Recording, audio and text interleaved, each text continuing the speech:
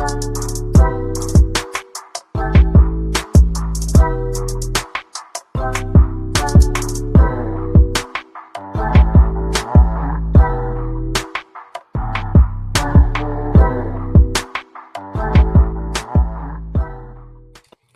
and welcome into the Cubs on Deck podcast. I'm one of your hosts. My name is Greg Huss, and today we are here to do the final season preview. We're covering the Iowa Cubs, and I'm joined by broadcaster of the iCubs, Jason Kempf. Jason, thanks for coming on, man. I appreciate it. Yeah, thanks, Greg. Good to talk to you. Hard to believe we're a couple weeks away from playing baseball here. Yeah, man. I asked BK this last week. I'll ask you too. When do you start? It's almost season. Like, when do you start, like, mentally and I guess also physically preparing for the season to begin? Yeah, I don't think you ever aren't preparing for the season to begin in some way. Going back even to last October, it's like, okay, let's think about what we want to change for 2026 based on how things went, especially in my first year in the organization, first year with a new team last year. Like, what went well, what didn't, and how can we make it better this year? But you really start once guys are reporting to camp, you're like, okay, let's do some research. Let's make sure we're in a good spot with our radio ads and everything like that. In AAA, it's a little bit tougher. I have more time because I'm not doing the media relations to prep. But we play Columbus, for example, on March 27th, and I have no clue who's going to play for Columbus. So I'll try and do research on 50 guys and hope that 30 of them are on my list when they announce their roster and they get here. But I think it starts to feel like baseball, you know, especially with the World Baseball Classic, probably a little bit earlier than normal. But now they're cutting grass. I can see the grass here in Des Moines. It's not covered in snow, and things are starting to get busy around the ballpark. So right about this time.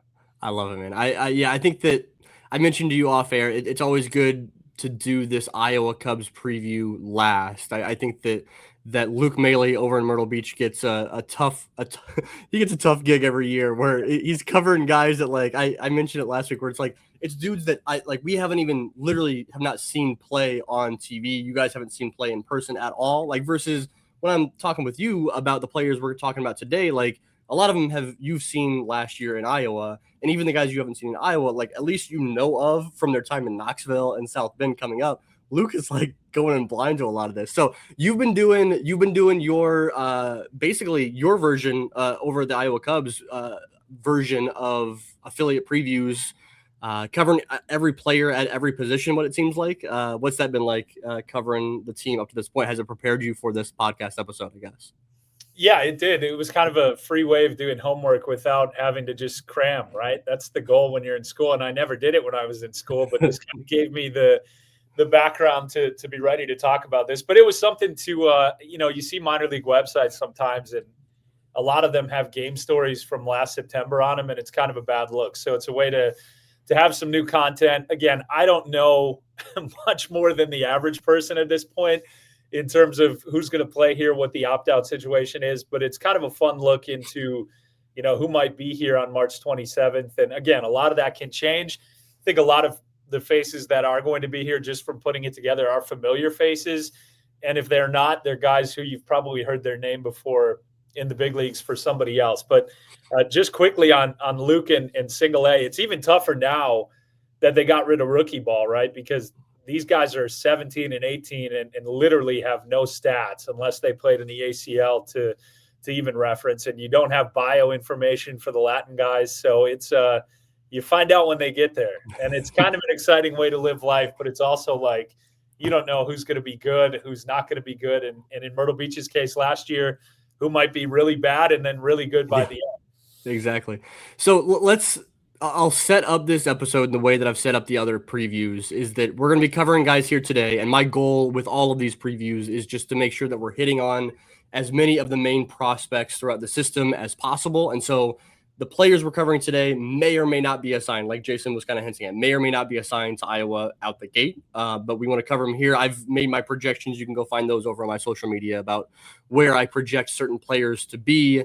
That's what we're covering here today. We're going to hit on mostly prospects throughout the main part of this episode. Towards the end, we'll kind of cover some no longer prospects, but homegrown guys, the guys like Jordan Wicks and Ben Brown, guys like that, and then also some non-roster invitees, some minor league free agents that have been brought in. So we'll cover those guys at the end. Before we get into any players, though, I want to hit on some of the coaching staff, because the coaching staff for Iowa is, I mean, the coaching staff's loaded, dude. Like we talk about like a loaded roster a lot of times with all these players, and we are covering the players on this show, but like, between bringing Marty Peavy back as manager for however many years in a row that Marty's been there, adding Nick Lavello to the bench coach mix, and he's been a manager lower in the system each of the past, I think, 5 years. So adding his experience to the mix has been terrific.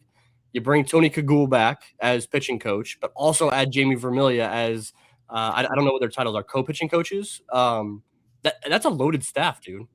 Yeah, it's pretty incredible.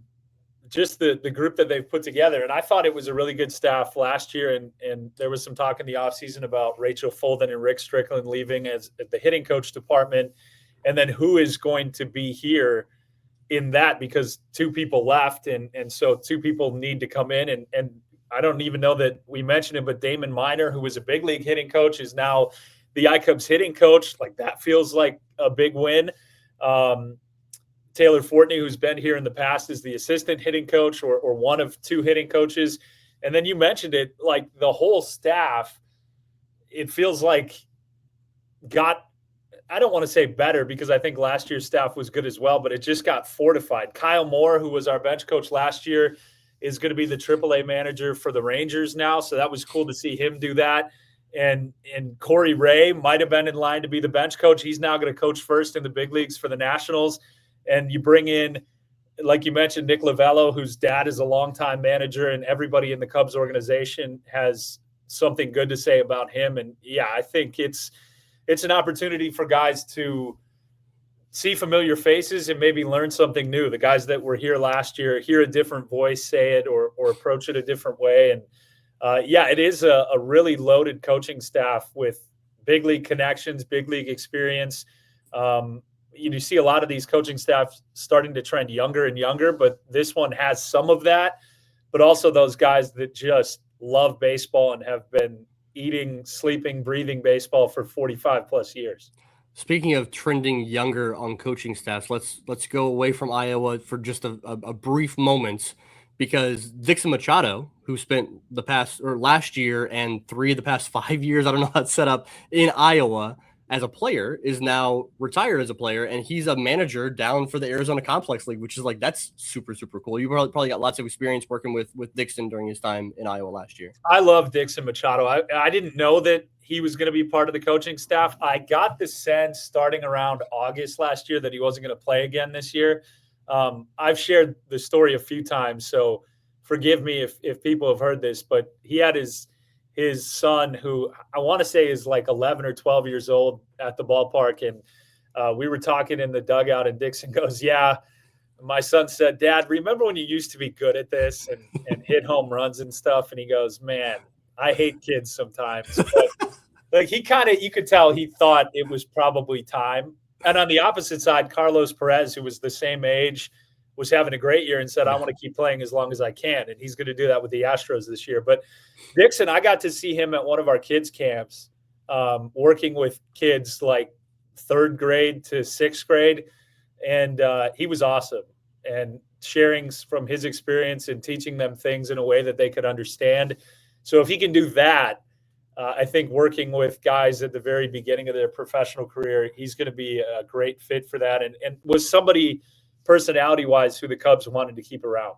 And Corey Ray, who you mentioned earlier, is now the first base coach for the Nats. Was a guy that started off as a manager down in the Arizona Complex League. So following hopefully a similar path for Dixon up over the next few years or so. So let's get into let's start with the pitchers here as we're talking players. There's a lot of returning names, returning prospects to the mix here in Iowa. We'll start off with the rotation. There's a trio at the top of the rotation that are going to be mixed in with some of these minor league vets that were brought in as well. But Jaxon Wiggins, Connor Noland, and Will Sanders. Connor Noland and Will Sanders spent the entire year, essentially the entire year last year in Iowa. And then Jaxon Wiggins got that cup of coffee towards the tail end of the season in Iowa. What are you? Let's start with Jaxon Wiggins. We got to start with Jaxon Wiggins. Yeah. What are you most excited about with Jaxon this year?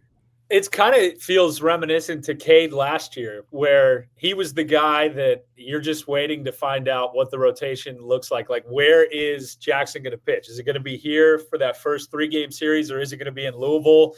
Is weather going to push it back? That's what happened with Cade last year. He was the last guy to throw after like 3 snowouts and rainouts, so it felt like forever. But obviously, you hear a lot about Jaxon and the buzz, and then there was the mysterious time off in Knoxville around the Futures game. And okay, what does that mean? Is he going to get here at all? And then you get to see him in person, but just briefly. And I think it's enough to like your favorite TV show leaving you kind of hanging on Wednesday night, and then you've got to wait. Back when you had to wait to watch something on TV. Mm-hmm. Like I really liked it. I liked his personality, the way he talked about the game, and that it sounds like he feels healthy. So anytime a guy throws 100 with consistency and has his sheer stuff, there's some excitement whenever you see his name in the lineup and the fact that he's going to be pitching. And hopefully we get to see a healthy Jaxon Wiggins live up to the expectations like Cade did last year. And if you could match or even come 75% of what Cade did last year, then the Cubs are going to be very happy. Jaxon Wiggins is Breaking Bad, is what you're saying. He's the he's the equivalent of watching Breaking Bad on Wednesday nights. Breaking Ball bad. Oh, nice. Oh, nice. There you go. That's a dad joke if I've ever heard one. Yeah, I mean, so I mean, it's with Jaxon. I think that the comparisons to Cade make a whole lot of sense. Not in terms of like how exactly they pitch, but in terms of the timeline. I've been kind of beating that drum for a while, where I think that like a mid-season call-up to Chicago makes a ton of sense for Jaxon Wiggins. We saw that in May with Cade Horton coming up to the bigs. I think May, June, July for Jaxon makes a ton of sense. Whether it's in the rotation or in the bullpen, we'll just have to see how the Cubs. But we're having this same conversation about Cade last year, right? Where we're like, oh, like, are they going to limit his innings? How's that going to look? Is he going to be in the bullpen, in the rotation in Chicago? How's that going to work? And the Cubs just kind of did it, man. Like they said, all right, this kid is ready. Let's call him up to the bigs, and obviously limit his innings in terms of like the pitch count within each game. They did that with Cade. I wouldn't be surprised if they followed that same script this year with Jaxon Wiggins either. You know, that wouldn't be surprising at all. And the thing about pitching, right, is you feel like you might have too many guys, but you never have too many guys because by and large somebody gets hurt. And Justin Steele getting hurt, not great, but kind of opened the door for Cade to have a spot in the rotation as long as he was good enough to stay there. And of course, he was better than that.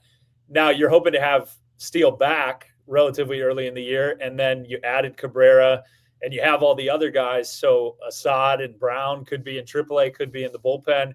You still have Colin Ray as a luxury, but man, if he's as good as the numbers say he will be, as people think he is who watch him, then you really there's no longer the need to just keep a guy in the minors, because there are advantages now to promoting a guy when he's ready. And I think he has the opportunity to do that, but it might take a little bit longer than Cade just because of the situation last year and how he had the shoulder soreness and they were a little bit careful with him. But it's also cool talking about these two guys who played against each other in Little League and are following kind of in the same footsteps in the organization and the prospect status with the Cubs a year apart. That's wild, dude. That's crazy to me. It's insane, man. Like you hear all these stories, but I never personally experienced any of that in rural Wisconsin. So it's hard to believe that there's that much talent somewhere where that can happen. Yeah.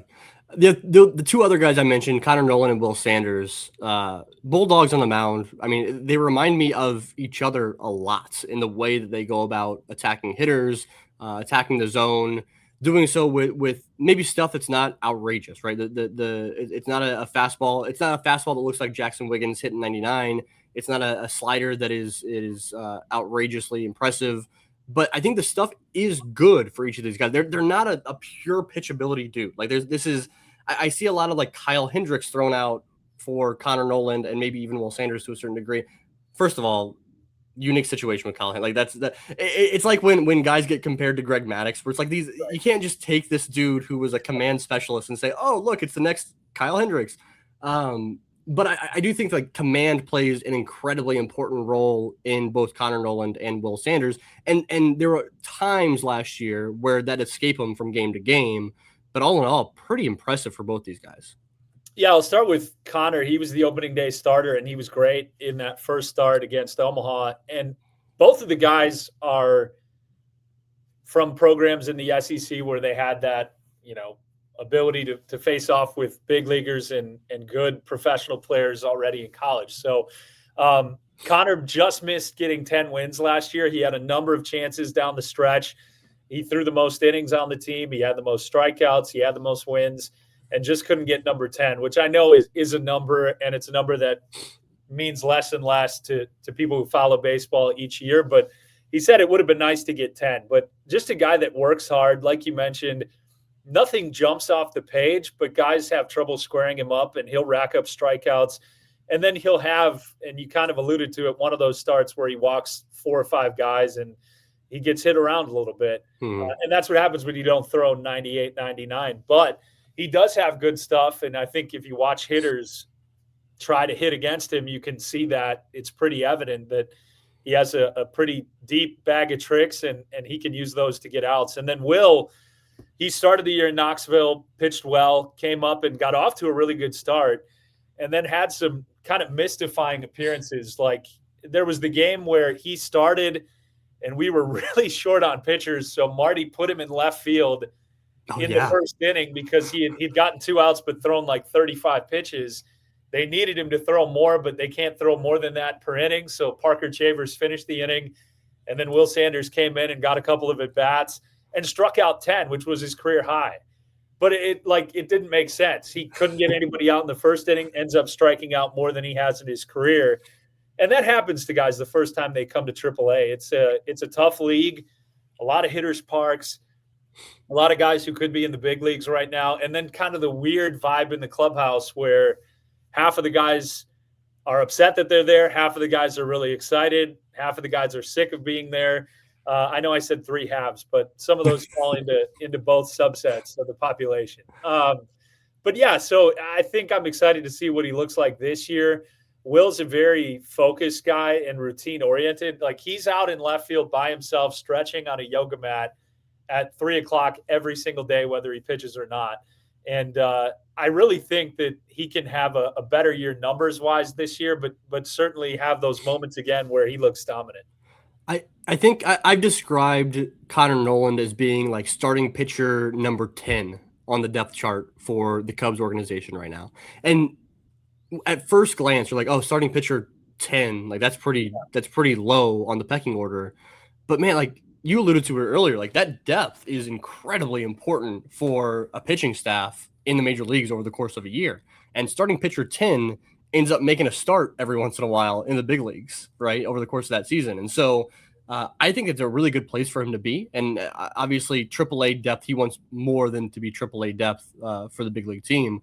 But I think he's in a pretty good spot. And with Will Sanders, maybe a couple ticks down in terms of the depth chart pecking order, maybe starting pitcher 12 or so. But you got to remember that Will Sanders is a couple years younger than what Connor Noland is.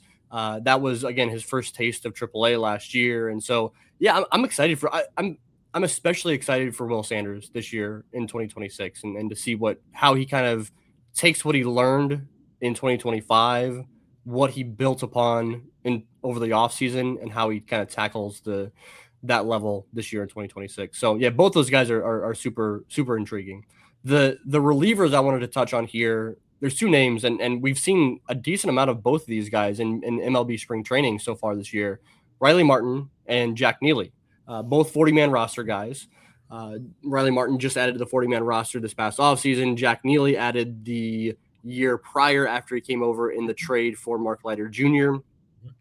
Jack Neely coming off 2 opposite seasons. Both guys have really, really good stuff. Riley Martin coming off a season that was absolutely tremendous, where he earned, like full-blown earned that 40-man roster spot. Remember, Riley was eligible to be selected in the Rule 5 draft the year prior and was not added to the 40-man roster, not selected in the draft, and he went out and earned it this past season. Jack Neely was on the other end of the spectrum where it was ineffective and also not healthy, and that's rough over the course of a season. What's your take on Riley and Jack? I'll start with Riley. I can't wait for him to make his big league debut, and I hope it's with the Cubs, and I think it's going to be this year. You just never know. He's a guy that I had seen briefly in Myrtle Beach when I was in Charleston, like briefly when he had still shoulder length hair, and Yeah. his command was a bigger issue. But like for a guy in his third year in AAA, the jump he made last year was pretty incredible. And again, I didn't see him pitch every day in any of those other years, but you could look at the numbers and hear what people said about him. But he started throwing everything harder. His fastball was harder, the curveball was harder, and he didn't necessarily try to do it. It just happened in the middle part of the year. And he said, all right, like, I'm not going to complain about it. And it didn't change the effectiveness. And I thought he did a great job of getting ahead of guys. And once he's up 0-2 or 1-2 with the curveball, or at least the thought of the curveball, he becomes really tough to square up. And the strikeout numbers stayed extremely high. I don't remember many appearances where he walked 2 or 3 guys in a row or had the bases loaded because he couldn't throw strikes, which is a step in the right direction and something that doesn't work in the big leagues. Like, you're going to lose the faith of Craig Counsell if that happens. So I think if he can continue to do that and just do what he did last year, there'll be a chance for him to get big league innings at some point this year, because you're right. He would have ended up with another team this year if that was a possibility. He just keeps getting better every season and every month of every season. Like, every time I watch him, it's just something different. And to your point, like, last season, the velo ticked up in both the fastball and the curveball, which I thought was incredibly important, but it also coincided with him having improved control and command, right? Like, typically you get the fastball, it's like, oh, he's throwing the fastball harder, but now he's walking more dudes. It's like, no, he went the opposite way, where he was doing that stuff and he was getting walking fewer batters. And that was something new compared to the beginning of last season. And what he was entirely last season was better than the year before, better than the year before that. And so, I mean, this is a dude that was a D2 draft pick, signed for what, $1,000 out of the draft, top 10 round draft pick, and just an incredibly unique situation, and one that, like, I think when he does make his major league debut, the storyline monster is going to be going crazy with him, right? Like, there's going to be like people talking about him like crazy, like, oh, where'd this guy come from? And he used to have long hair, even better. Yeah, no doubt. And he's from Illinois, but then he kind of tempers that by it's kind of the Cardinals part of Illinois. It is. So he's got some family controversy there. But people will certainly be excited for him when that happens. And again, I think it's going to come soon.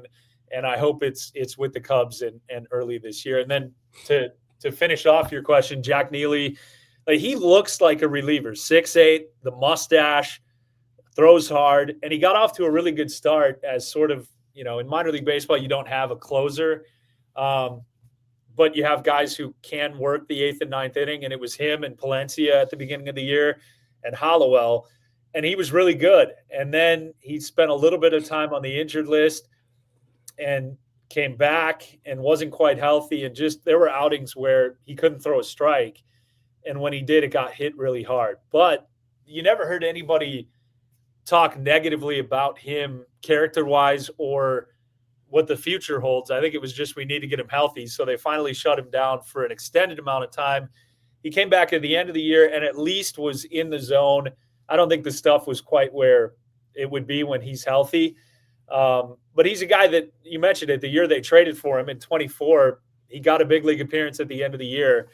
And I think they thought he was going to be in that role that Gavin Hollowell and Luke Little were doing last year. Ethan Roberts kind of going up and down and riding that shuttle. But he just needs it to come together and click. He seemed I talked to him at CubsCon and was really excited to get back on the mound, and he's feeling a lot better. So I'm hopeful that he's kind of that guy early in the year that we see coming on in the 8th and the 9th inning, and it looks like it did in March and April last year.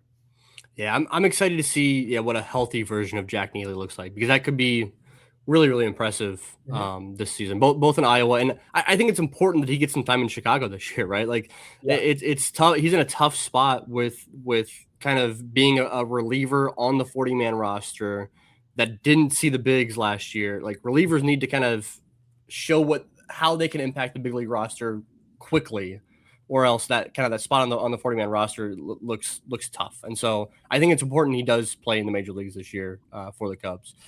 On let's go ahead and transition to some infielder slash catch. I mean, I guess I just have infielders listed here. You got three main guys that I've got my eye on as returners.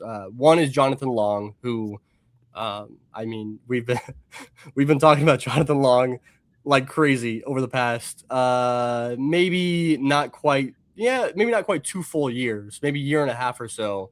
Yep. How excited are you to watch Jonathon Long do his thing at the plate again this year? I'm fired up. I was disappointed that the elbow injury happened right away. We didn't get to see him with Chinese Taipei because I think, and that was an offense that struggled in the WBC, and I think he would have hit third or fourth in their lineup, and it would have been fun to watch him because I love watching him hit. So we were all robbed of that.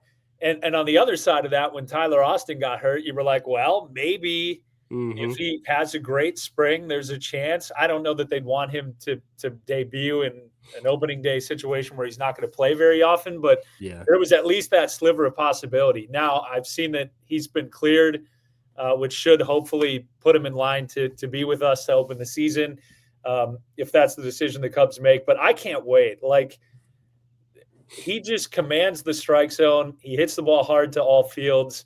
Not a huge slugger. I don't think that would be the way to look at him, even though he hit a fair share of home runs. But if he's at the plate with guys on base, you're getting prepared to call some type of RBI hit because he just finds a way to get the job done or at least move the runners or get on base himself. And he does it in a very understated way. He's not loud. He's not celebrating his big hits. Just very humble. I know he's really excited to get to the big leagues, hopefully soon again. He's one of those guys that I don't know what else he can do in the minor leagues. Like the biggest fear is that he doesn't quite do what he did last year. And then people are like, well, now what? And I think he was among that group of guys here last July that you're like, on trade deadline day, him and Owen Casey and Christian Franklin and Ballesteros and all these guys are kind of sitting in front of the TV like, all right, is something happening today? And it turned out nothing happened on trade deadline day. Franklin got traded a couple days before. But, probably disappointed in some ways because he could have been in the big leagues last year with a different team, but also an opportunity to do it with a team that should be really good if he can pick up where he left off. What's your take on if there's one part of Jonathon Long's game that can take him to the next level? What do you think? What do you think that next step is for him? The easy thing to say would be if he could play somewhere other than first base, but I'm just not sure that is going to be the avenue for him. So if he can hit with a little more power to the pull side and turn on some balls and hit 20 home runs, 25 in AAA, I don't think that's out of the realm of possibility. And then you're like, okay, he's a first baseman who hits for average and has the potential to hit 15 to 20 home runs in the big leagues early in his career, because you're not worried about him striking out. And I just don't know how much defensive upside there is aside from first base. They've played him at third early in his career. He got a little bit of time there. He was out in left field last year, like 2 or 3 times. But I think if he can turn on balls a little bit more and hit some more home runs to the pull side, then he has a chance to kind of take the next step in terms of how people view him. The profile with Johnny Long is not all that much different than Moises Ballesteros. Like there's a reason why Moises Ballesteros is the number 1 or 2 prospect in the Cubs organization, and Johnny Long is 5, 6, 7, wherever you want to put him a little bit further down. Like there's a reason behind that. So don't get me wrong, but the profile is pretty similar. Like very hitterish, right? The bat to ball skills are very impressive, without being and shows some pop without being a true power hitter. But that's the case for both these guys. Really stuck on first base for both these. I mean, Moises Ballesteros has a chance at catcher. I think that's what props him up a little bit more than Johnny does. But really first base DH profile. Jonathon is a little bit more selective at the plate. He doesn't swing. He swings at far fewer pitches, works deeper counts.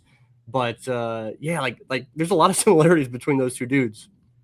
There is, and I think the biggest difference is also that Ballesteros is a couple years younger. But for sure, it's like Long is 24, but he kind of feels like he's 28. And every time I look and see that he was 23 last year, I was like, really? Like, he just has everything about him seems like an older guy that's been around for a while. And oh, is this guy ever going to make it? But then you actually look at the roster, he's 24 and is just kind of beginning his professional career. And I really enjoy just the calming presence he brings to the table. Like, you could oppose him with the energy of Ballesteros. I don't know what adjective I would use for Kevin Alcantara. Like, you never know, right? He's got energy. He's very outspoken and flashy, and that is not Jonathon Long. So it's kind of a nice contrast in the clubhouse and on the field among those guys. James Triantos is a guy we're expecting back in Iowa this year. Obviously, not the season that he wanted last year in 2025. Part of that was due to some injuries. Part of that was just due to the fact that he chases and swings at a lot of different pitches. But last year we saw kind of the introduction of him getting some time in center field. And I expect we see a little bit more of that from James Triantos in 2026 and moving forward. And that combination of playing second and center field and maybe dabbling in some third base, I think that is really, really important for James Triantos. I'm so confident that he's going to have the year he wants and that he'll be here that I decided to put him up right here on the wall behind me. Those are new. We got Bally, Triantos, and Ethan Roberts this year. That's who we're rolling with. But, yeah, he was hurt, and I think he was hurt even before he spent time on the injured list. So I don't know, and it's always hard to tell. When did it start affecting him negatively? Did he feel great when he got back? And you've seen him hit at every level. And again, another guy that's really young, probably younger than it feels like he is, because he's a name that's been mentioned really since COVID, it feels like. Yeah. But yeah, center field, I was impressed with what he did out there. And I think that gives him a little bit more of an opportunity. You know, the more places you can play, the better chance you're eventually going to break through, especially when a guy like Nico Horner is in front of you at your initial position. But I think he's going to hit really well this year. And we saw it a little bit toward the end of the season when he came back from rehabbing in South Bend. He had a couple of home runs in a series, and he got really hot. And I think the key, and you mentioned what can Jonathon Long do, and for Triantos, it is being more selective. He's going to put it in play.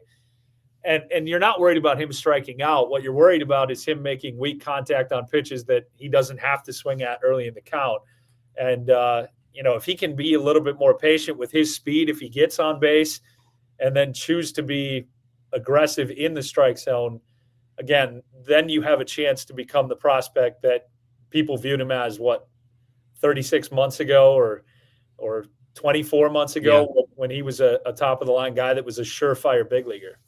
There's a lot of different outcomes from this 2026 season from James Triantos, right? Like if he gets back to that like pedigree of what we know he could be, and he really shows out this year, then you're talking about another top prospect, and maybe not even a top prospect because he might graduate. On the other end of the spectrum, if he continues to struggle, then what are we talking about James Triantos this time next year? I'm not entirely sure. Like, just a really like wide range of outcomes for Triantos.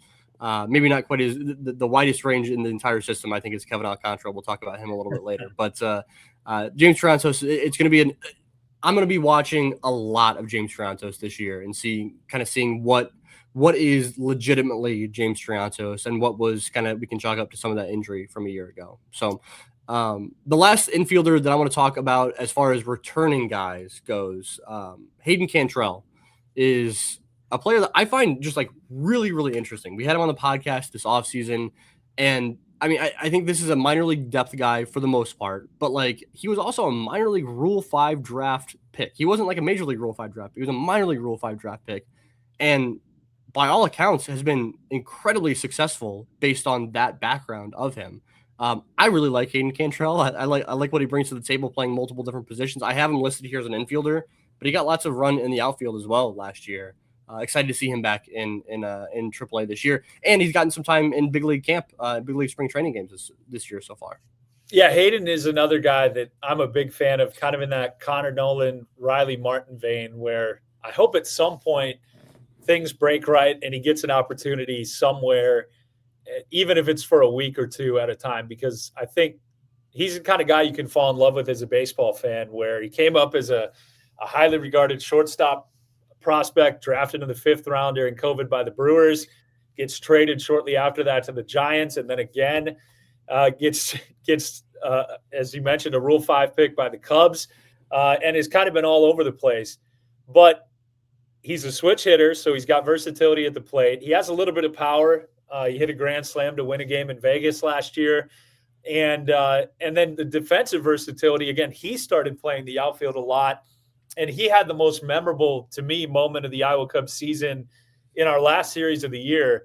He was in right field playing there for really like the 5th time in his life. And he threw out in a 1-run game, the first batter of the inning, hit a ball under the bullpen bench in right field, threw him out at third, would have been the tying run.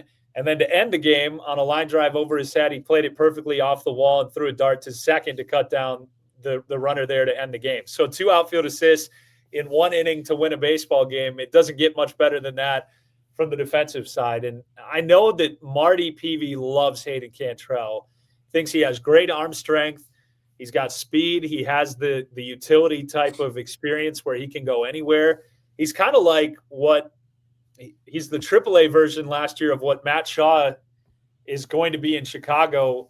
Again, I'm comparing apples to oranges, but a guy that is versatile enough to play wherever you need him to play. If somebody needs a day off or gets hurt, and can do it at a high level and provide a little bit of something with the bat as well. So I am also a big fan of Hayden Cantrelle, the way he goes about his business and the attitude that he has in his situation. I think so much of that too is just freak athleticism. Like athleticism that I dream about having is what Hayden Cantrelle has. And that allows him to play, that allows him to go out and play right field for the first time, or for one of the first times he's ever done it, and then go throw out 2 runners, because it's a very athletic, natural feel for him to do that, even if he's not used to that position. Athleticism plays out more times than not, He's a gamer too. And it's just it's fun to watch guys who are just, like you said, athletes, gamers, find a way to compete no matter what situation they're thrown into.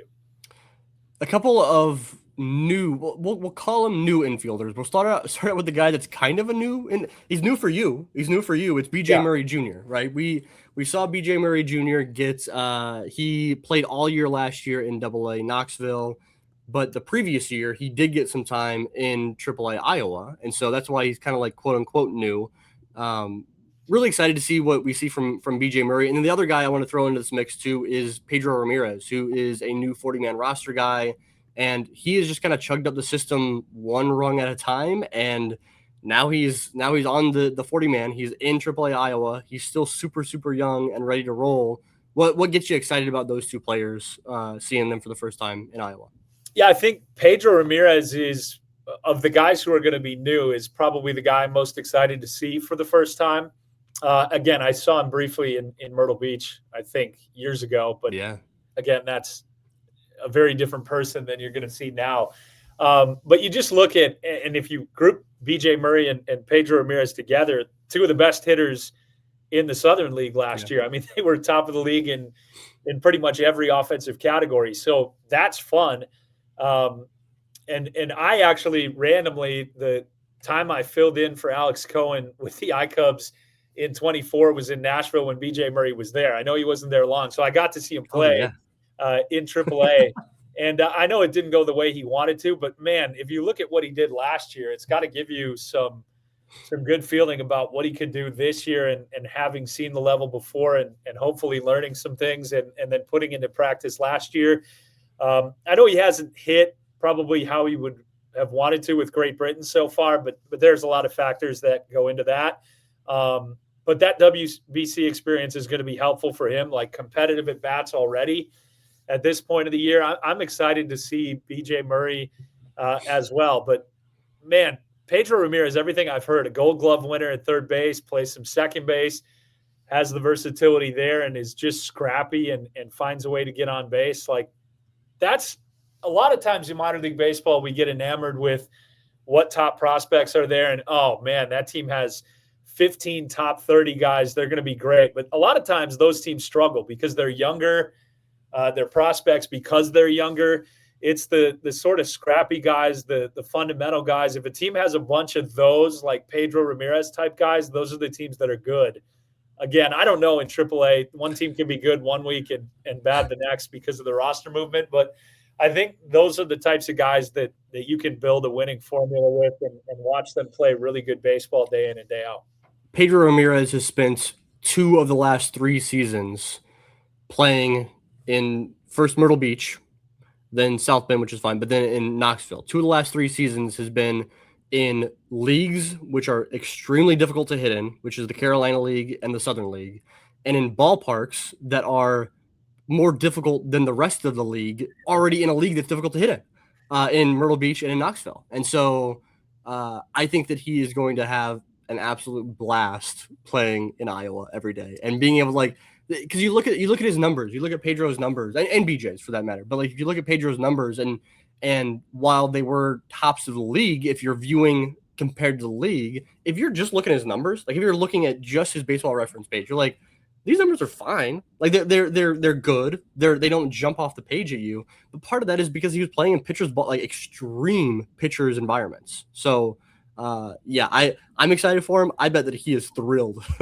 to be playing in the International League and playing in Iowa. It's funny. Last year, I remember we basically got nobody from Knoxville all year. We got Will Sanders early in the year, Wiggins late. Chris Cashmar came up a couple of times. But position player wise, it was Hayden Cantrelle, and that was it. Didn't see anybody, and they were kind of joking about the guys in Knoxville were saying that Iowa and Des Moines are the place that is only there in theory. It kind of exists, but not really. So I think there's a large group of people, and I'm sure we'll talk about another one when we talk about outfielders that can't wait to get to AAA because they felt like they probably deserved to be here last year at some point. Let's talk about one of those outfielders. We'll start off with a new guy, Brett Bateman. I have on my list. I'm really excited to see Brett probably manning center field on a daily basis in Iowa. What gets you excited to watch besides including the how he plays on the field in addition to the numbers he posts for Brett Bateman? Well, I feel weird being excited about it because I'm a Wisconsin fan and he went to Minnesota. But we can get over that because Wisconsin's better in basketball and used to be better in football and doesn't have baseball. So there's really no reason to not like the Golden Gophers baseball-wise. But I did see him play in Myrtle Beach a little bit. I followed him since I took this job last year. And obviously the defense and the speed, there's something about speed that is fun to watch because you're doing this every day. And when you see something that's different, like a guy is extremely fast or a guy throws extremely hard or somebody has a different type of slider or whatever it is, that it kind of excites you because you don't see it every day. And I was less excited than I should have been when Chandler Simpson came to Charleston. I had no idea what to expect. I'm like, okay, he's fast. He doesn't hit for power. He hits for average. Okay. And then I got to watch it live and I'm like, this is the most exciting baseball that I've seen since I got to broadcast Jose Siri in single A, and he was doing all kinds of stuff with the other antics off the field as well. So I'm never going to sell speed and the ability to put the ball in play and what kind of havoc that can create both offensively and then behind a pitcher defensively. So I'm really excited to see him and how he's matured and developed since I saw him a few years ago in Myrtle Beach.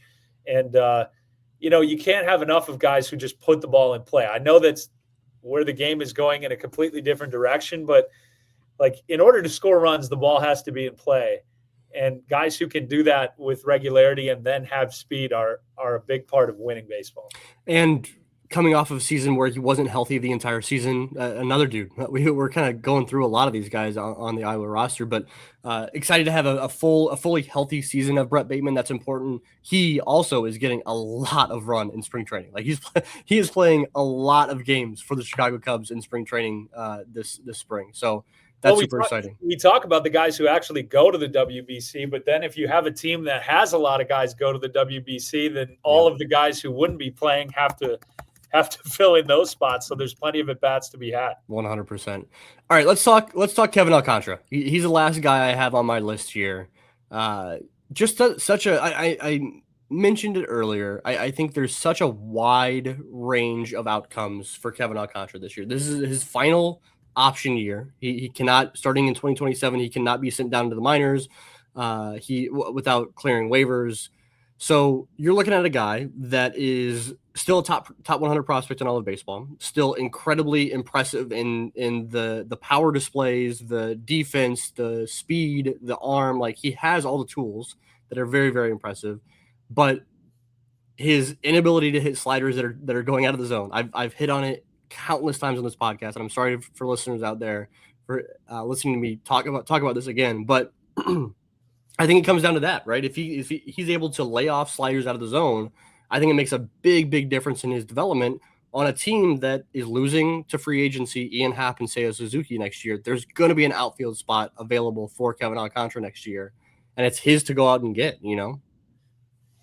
He is like that. You described it perfectly. Like, there's such a wide range, and he could be an incredible everyday player on a good team in the big leagues, or he could never really latch on. And last year he was great when he was in Chicago, right? It was not long, but he hit well over 300.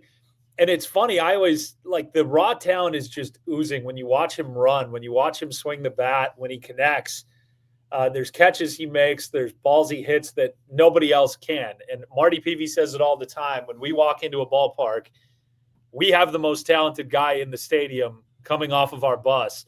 It's just, can we do that every day over the course of a season? And like you said, the one weakness, it's a glaring weakness, and it's been that way for a few years, the breaking ball down and away.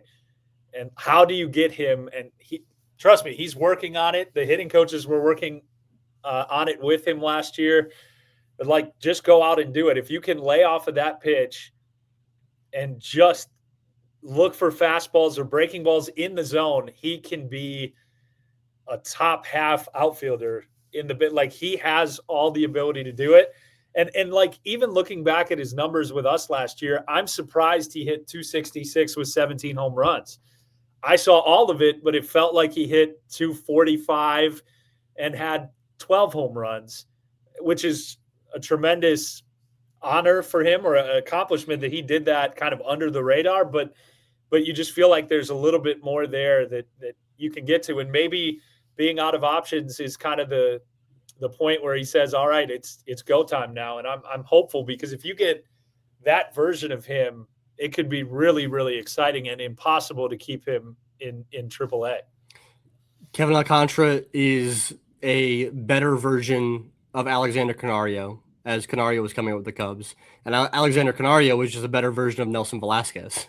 And so, how much better can Kevin Alcantara be than those guys? That's kind of what we're keeping an eye on this year. So really excited. I like, if there's a guy on Iowa's, I mean, we're saving him for last year, but like, there's a guy on Iowa's roster to watch and like pay attention on an at bat basis this year. If you're someone who follows the entire Cubs system and is kind of tuning in all throughout the organization, like, this is the guy that you should watch, I think, the most at bats of throughout the regular season, because I think that it's that he is that important to the Cubs' future, and this year is that important to his future. Sure. Even with again, the Tyler Austin injury, like, the other guys who are backing up the outfield group are Matt Shaw, who hasn't really done it before, Michael Conforto, maybe Dylan Carlson, maybe Chas McCormick. Like, that's a group of guys who Alcantara can take the place of at some point if he does what he's capable of. Let's dig into some non-prospects. Let's start off with some graduated guys, but still homegrown-ish dudes. I've got 4 pitchers listed, a couple rotation starters, quote-unquote starters, and a couple relievers: Ben Brown, Jordan Wicks, Ethan Roberts, and Luke Little. All guys that I expect to start off the year either maybe on the injured list in Jordan Wicks' case potentially, but on the Iowa roster. Who stands out, I guess, the most from that group? Not that you're shooting down the other dudes, but like, what of those 4 guys are you like, man, like, I think there's something there, man. Like, I think there's a really solid big leaguer in that arm. Yeah, that's a great question. I think Ben Brown is the most proven. Proven is kind of an odd word to use, but like, he spent almost a full year in the rotation of a playoff team. Yeah. And in AAA, he was unhittable when he was down here. He had an ERA under 1 in his 3 starts. So he wouldn't be, but I would be ecstatic to have him pitching every 5 days. because you're going to have a pretty good chance to win games. But I think, to answer your question, I think Ethan Roberts, and he got yo-yoed around last year to the point where I'm not sure he knew where he was on a given day. When he woke up in a hotel, he wasn't sure if he was in Des Moines, Indianapolis, Chicago, wherever the Cubs were, or wherever the iCubs were. But man, his slider is so good and so nasty. The thing is, the fastball is not hard. If he threw his fastball 3 or 4 miles per hour harder, I think he would be a regular big league reliever. Yeah. And even with not being he was optioned and recalled so many times last year. He threw under 50 innings in Iowa, and he was with us for most of the year. And he had an ERA of 2.16. He struck out 54 in 41 something innings. Like, you can see one of those guys who could come on not late in his career, but at this stage of his career, and just have one of those years where nobody can touch his slider and he can give you middle relief innings. Like, if I had to pick somebody, I guess I would say Ethan Roberts, because I think that one pitch is so good. And again, that's not saying anything about Ben Brown, who's great. Luke Little, if he adds the velocity back and is healthy, he's a giant left-hander who has the stuff and has had success as well. But I guess I would ride with Ethan Roberts, another year removed from the arm injury. I can't quit Jordan Wicks, dude. I can't do it. I can't quit it. Jordan Wicks was so impressive last year because he did the same thing as Ethan Roberts to a different degree. Like, where Ethan Roberts was kind of up and down between Chicago all the time, Jordan Wicks was the same thing, where he was up and down between Iowa and Chicago, but he would be up and used as a reliever in Chicago, and then back down, and then he was a starter, but like, he wasn't really a starter. He was only throwing 3 innings, but then he was a reliever and he was throwing 2. He filled every role, and he still was very successful in Iowa. And that's a big ask to begin with, is just like filling all those different roles and being up and down, let alone doing it successfully. I can't, even with the injury, and I know he's going to get a late start to the season this year because of that injury, but I can't quit Jordan Wicks. And Luke Little is another interesting guy. You mentioned, like, the velo was down last year, and he still produced really good results. Like, despite the velo being down in the 92, 93, 94 range, as opposed to 94, 95, 96 range. Like, that's significant, but he was still getting results, and that's super, super intriguing to me as well. I didn't mean to leave out Jordan Wicks. That was the guy I forgot to touch on. But yeah, there were games last year where, and remember, he's a former first-round pick. The pedigree is there, where the ball just jumped out of his hand in the first inning. You could tell that he wasn't going to be touched. And again, he never had the consistency that you were mentioning. I think at some point, because he was a first-round pick, because of his raw stuff, he's going to get a shot to be in a big league rotation somewhere. I don't know if it's with the Cubs or not, or if he's a guy they throw in a trade, or somebody's interested in at some point. But he has the potential to do that when he's at his best as well. You're right. Any other maybe non-homegrown Cubs prospect type guys that are on your radar entering the season? Maybe some minor league free agent signings, guys like that you got your eye on? Yeah, I think I'm always interested in what kind of veterans show up at the start of a year. I thought we had a great group last year with Perez and Machado and Nicky Lopez toward the end of the year. I think Vince Velasquez and Kyle Wright are very interesting pitching wise. Kyle Wright's the last 20-game winner in the bigs, right? And had a great year and then got hurt.